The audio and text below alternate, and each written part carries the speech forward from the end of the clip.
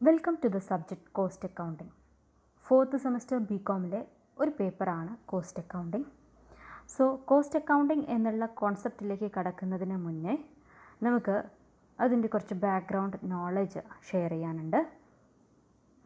So let we discuss something about financial accounting. Financial accounting എന്ന് പറയുന്നത് it is an important branch of accounting. അക്കൗണ്ടിങ്ങിലെ ഏറ്റവും പ്രധാനപ്പെട്ട ഒരു ബ്രാഞ്ചാണ് ഫിനാൻഷ്യൽ അക്കൗണ്ടിങ്. സോ ഫിനാൻഷ്യൽ അക്കൗണ്ടിങ്ങിൽ വരുന്ന പ്രധാനപ്പെട്ട സ്റ്റെപ്സാണ് നമ്മളിതിൽ പറഞ്ഞിരിക്കുന്നത്. ഫസ്റ്റ് വൺ, നമ്മൾ ബിസിനസ്സിൽ ട്രാൻസാക്ഷൻസ് നടക്കുമ്പോൾ ആ ട്രാൻസാക്ഷൻസ് ആദ്യം എന്ത് ചെയ്യുന്നു? ജേണലിൽ എൻ്റർ ചെയ്യുന്നു.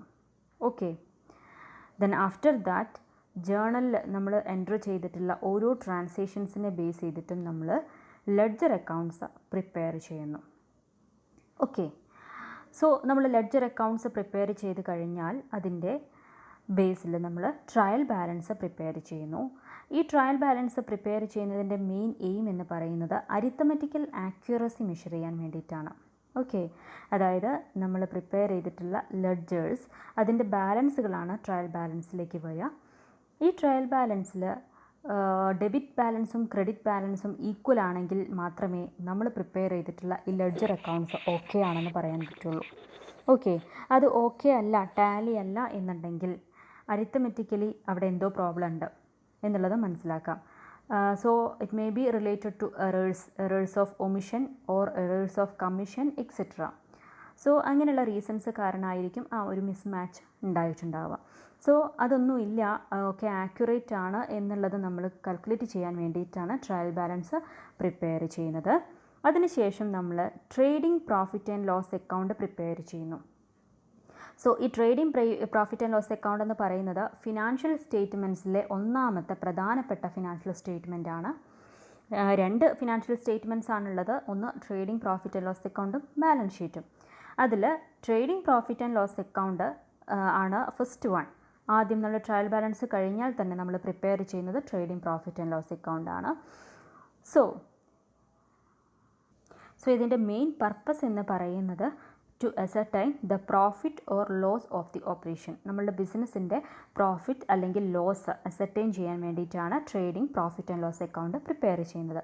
സോ ട്രേഡിംഗ് അക്കൗണ്ട് പ്രിപ്പയർ ചെയ്യുന്നതിലൂടെ നമുക്ക് ഗ്രോസ് പ്രോഫിറ്റ് അസർട്ടൈൻ ചെയ്യാൻ വേണ്ടി പറ്റും. Profit and loss account prepare ചെയ്യുന്നതിലൂടെ നമ്മൾക്ക് നെറ്റ് പ്രോഫിറ്റ് അസർട്ടൈൻ ചെയ്യാൻ വേണ്ടി സാധിക്കും. Okay, then after that we prepare the final financial statement that is balance sheet. Okay, so balance sheet prepare ചെയ്യുന്നത് എന്തിനു വേണ്ടിയിട്ടാണ്? To ascertain the financial position of the business. അതിൽ balance ഷീറ്റിൽ നമ്മൾ assets, liabilities and capital അങ്ങനെ രണ്ടായിട്ട് classify ചെയ്യുകയാണ് ചെയ്യുന്നത്. എന്നിട്ട് ഈ രണ്ട് സൈഡും asset equals liabilities plus capital ആണ്. ഓക്കെ, സോ അപ്പോൾ ഒരു കമ്പനിയുടെ ഫിനാൻഷ്യൽ പൊസിഷൻ അസർട്ടൈൻ ചെയ്യാൻ വേണ്ടി സാധിക്കും. ഓക്കെ, സോ ഫിനാൻഷ്യൽ അക്കൗണ്ടിങ്ങിൻ്റെ മെയിൻ പർപ്പസ് എന്ന് പറയുന്നത് ഈ പറയുന്ന പ്രൊസീജിയേഴ്സ് വഴി നമ്മൾ ഫിനാൻഷ്യൽ സ്റ്റേറ്റ്മെൻറ്റ്സ് പ്രിപ്പയർ ചെയ്യുക എന്നുള്ളതാണ്. ഓക്കെ, സോ ഈ ഫിനാൻഷ്യൽ സ്റ്റേറ്റ്മെൻറ്റ്സുകൾ നമ്മൾ പബ്ലിക്കിന് ഷെയർ ചെയ്യുന്നു. പബ്ലിക്കിന് ഈ ഇൻഫർമേഷൻ ഷെയർ ചെയ്യുന്നത് വഴി കമ്പനിയുടെ സ്റ്റാറ്റസിനെ കുറിച്ചും കമ്പനിയുടെ എഫിഷ്യൻസിയെക്കുറിച്ചും അല്ലെങ്കിൽ കമ്പനിയുടെ ഓപ്പറേഷനെ കുറിച്ചിട്ടും എല്ലാ കാര്യങ്ങളും ഫിനാൻഷ്യൽ പൊസിഷനെ കുറിച്ചിട്ടുള്ള കാര്യങ്ങൾ പബ്ലിക്കിന് മനസ്സിലാക്കാൻ വേണ്ടി സാധിക്കുന്നു. ഓക്കെ, സോ പക്ഷേ ഈ ഫിനാൻഷ്യൽ അക്കൗണ്ടിങ്ങിന് ചില ലിമിറ്റേഷൻസ് ഉണ്ട്.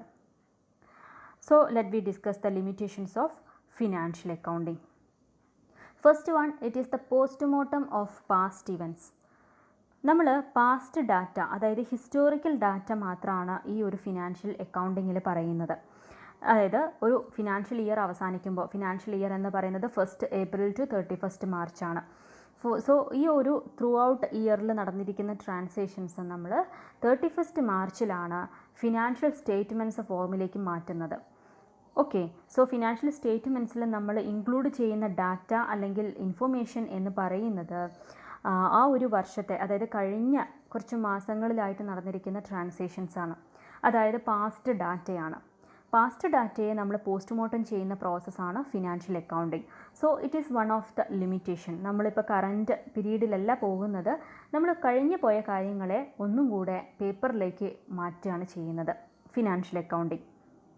So another limitation, it does not show the profit or loss of each product, process, etc.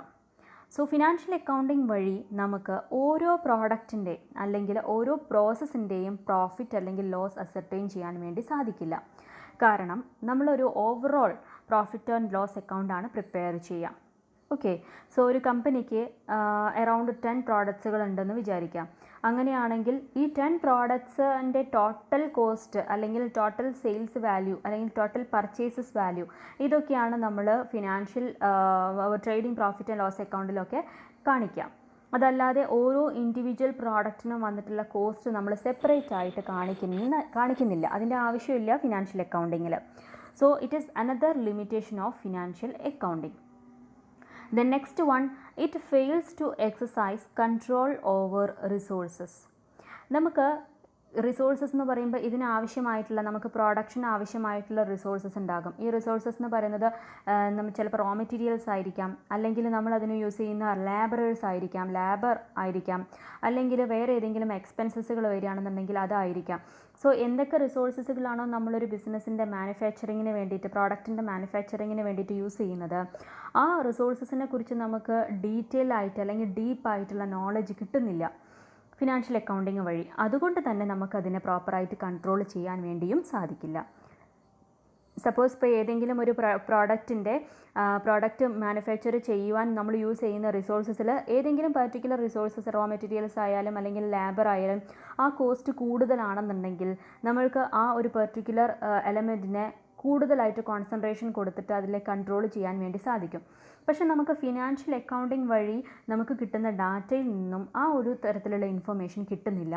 അതുകൊണ്ട് തന്നെ നമുക്ക് അവയെ പ്രോപ്പറായിട്ട് കൺട്രോൾ ചെയ്യാൻ വേണ്ടിയും പറ്റില്ല.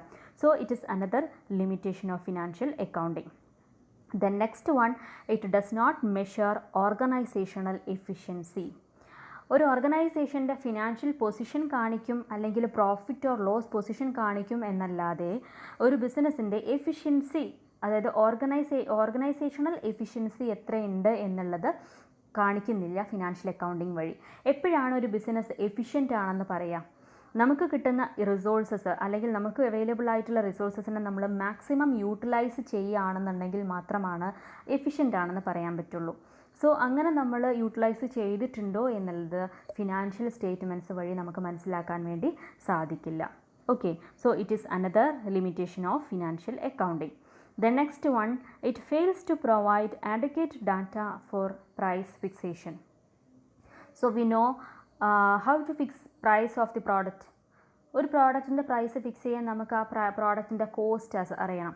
ഓക്കെ, ആ പ്രോഡക്റ്റിൻ്റെ കോസ്റ്റ് അറിഞ്ഞാൽ മാത്രമേ ആ കോസ്റ്റിനോട് കൂടെ നിശ്ചിത എമൗണ്ട് പ്രോഫിറ്റ് പേഴ്സൻറ്റേജും കൂടെ ആഡ് ചെയ്യുമ്പോഴാണ് നമ്മളൊരു പ്രോഡക്റ്റിൻ്റെ പ്രൈസ് ഫിക്സ് ചെയ്യുന്നത്.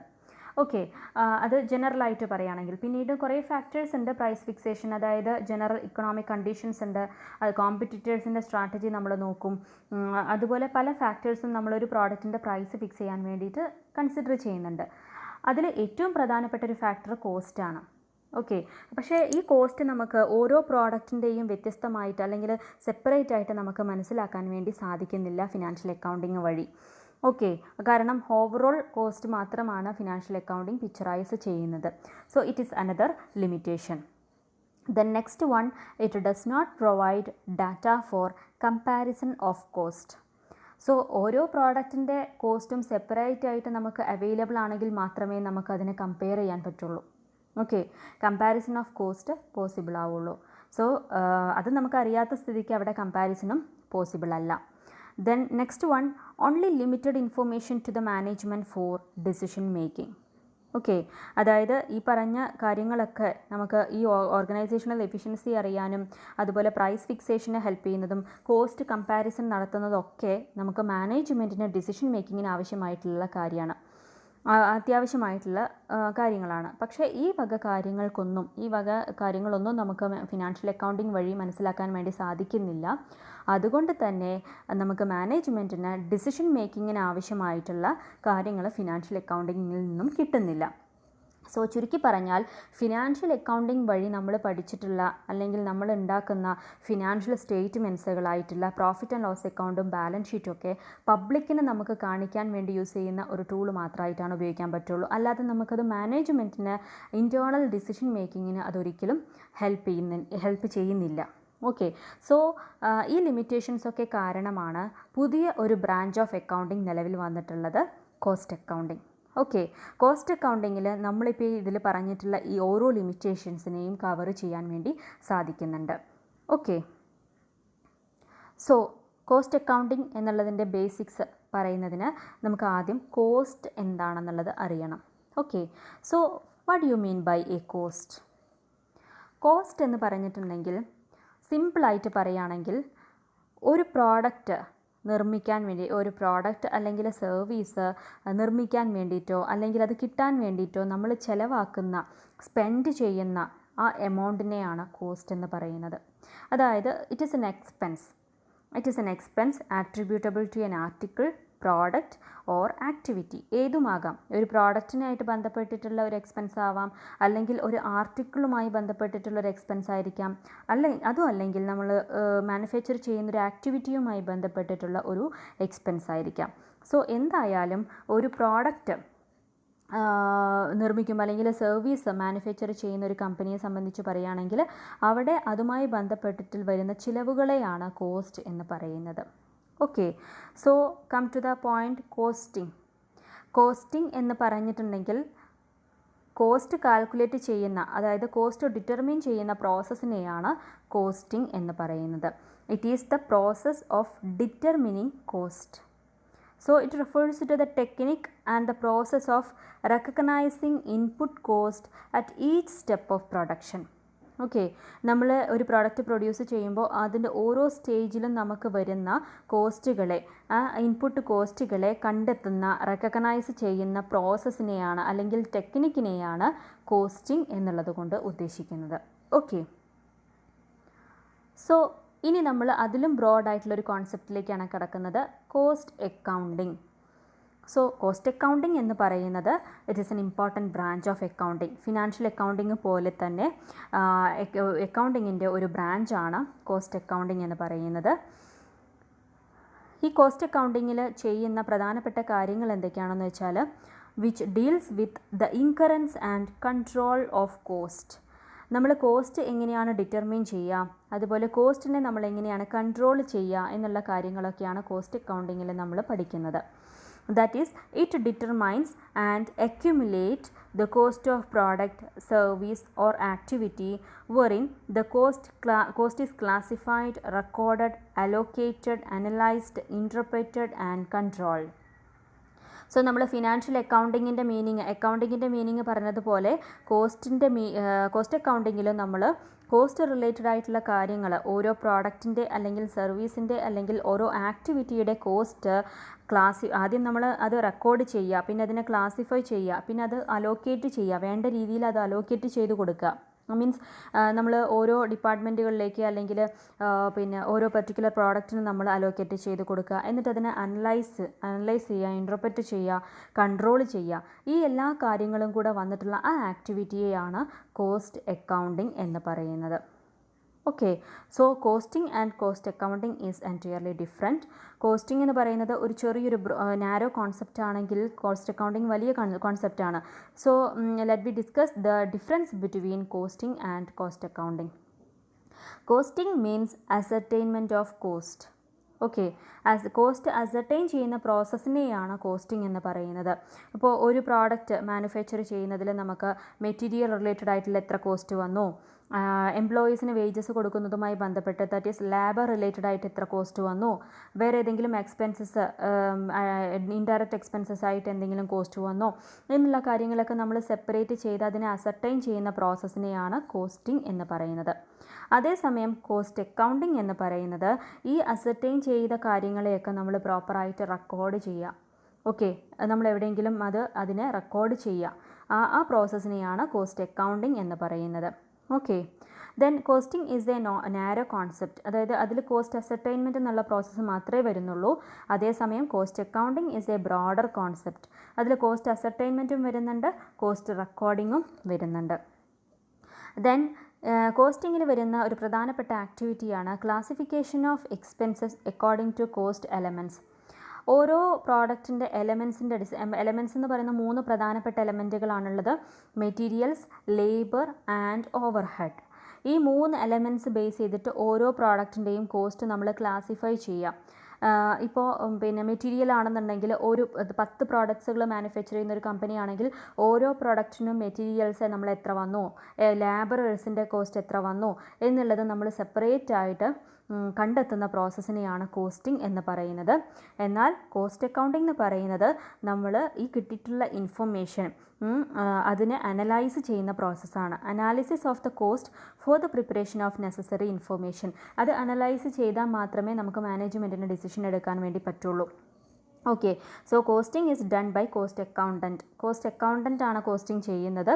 അതേസമയം പിന്നെ കോസ്റ്റ് അക്കൗണ്ടിങ് എന്നുള്ള പ്രോസസ്സ് ചെയ്യുന്നത്, അതായത് റെക്കോർഡ് ചെയ്യുക എന്നുള്ള പ്രോസസ്സൊക്കെ ചെയ്യുന്നത് കോസ്റ്റ് ക്ലർക്കാണ്.